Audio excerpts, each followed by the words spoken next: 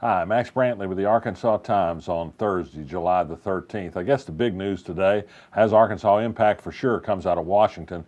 Senator Mitch McConnell, the Republican Majority Leader, has introduced another version of the Republicans' attempt to repeal Obamacare. By all reports, it's not much of an improvement over the earlier Senate bill or the earlier House bill, described as mean by President Donald Trump for how sharply it cuts Medicaid spending over the years and ultimately takes health coverage away from millions of people. Does McConnell have enough votes to pass it in his Republican side? He can't lose more than 2 Republican senators and pass it.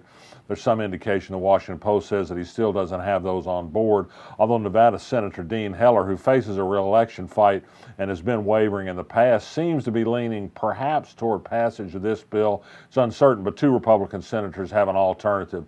There's going to be an awful lot more to be said about this, about the details as it gets more closely analyzed.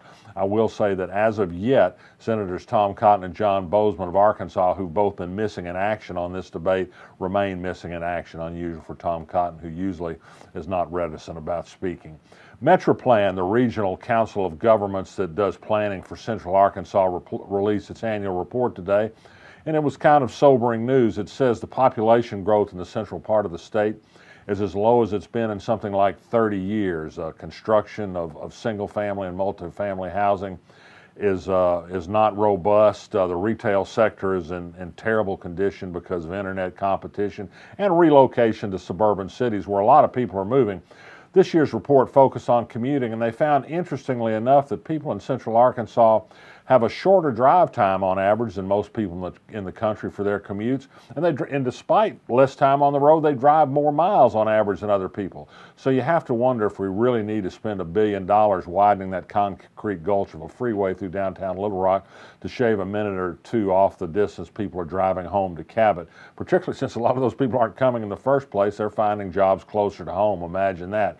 That's the idea of booming suburban communities, and Bryant and Benton and Conway, to name 3, are among the examples of it. Governor Asa Hutchinson today announced that Arkansas will be the 3rd state to join FirstNet. This is a federal effort, part of the Department of Commerce, to provide broadband emergency communication to public safety agencies across the country. Sounds like a good idea. He says we've studied it for several years, and this ought to really step up our ability to respond to crises. Unmentioned in his news releases, this is basically an Obama stimulus project.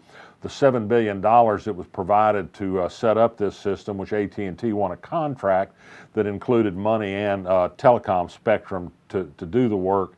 It was a product of a bill passed under President Obama that provided a middle-class tax cut and also some spending on some critical things. The country found after the 9/11 tragedy that our unified response system needed improvement, and this is one of the things that has grown out of it. It's a good thing. Jeffrey Clark, have you heard that name? Perhaps not. He was an attorney for British Petroleum, defended them after they filled the Gulf of Mexico with crude oil from an oil well spill. He's well known as a skeptic about man's impact on the warming globe in which we're currently living. Well, he's been nominated to serve the Trump administration as the top environmental lawyer in the Justice Department. Yes, a climate denier leading our Justice Department. It might not surprise you if you follow things closely to know that one of his biggest recommendations comes from an Arkansan, Lee Rudofsky, the Solicitor General for Attorney General Leslie Rutledge. He's written a glowing letter in behalf of the nominee to the Senate committee that's considering the nomination.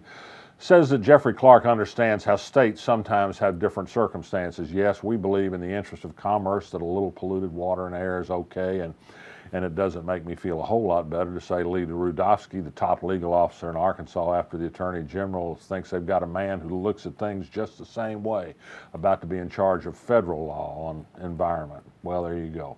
Paul Spencer, a Scott farmer and a school teacher who'd said before that he was considering this race, has made it official. He will run as a Democrat for 2nd District Congress, an office now held by French Hill, the Republican.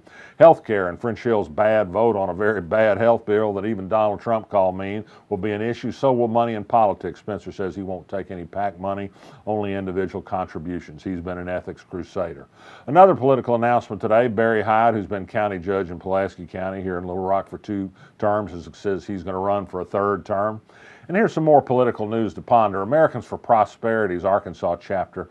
This is a political organization funded by the Koch billionaires, very conservative, and works in conservative interests, and particularly in the interest of fossil fuel burning outfits like the Kochs, has released its legislative report card for 2017. I find these useful. They rank legislators on 13 issues, and this is how it goes. If one of their people gets an A+, you know that's an F for human interest, if not for the Kochs interest.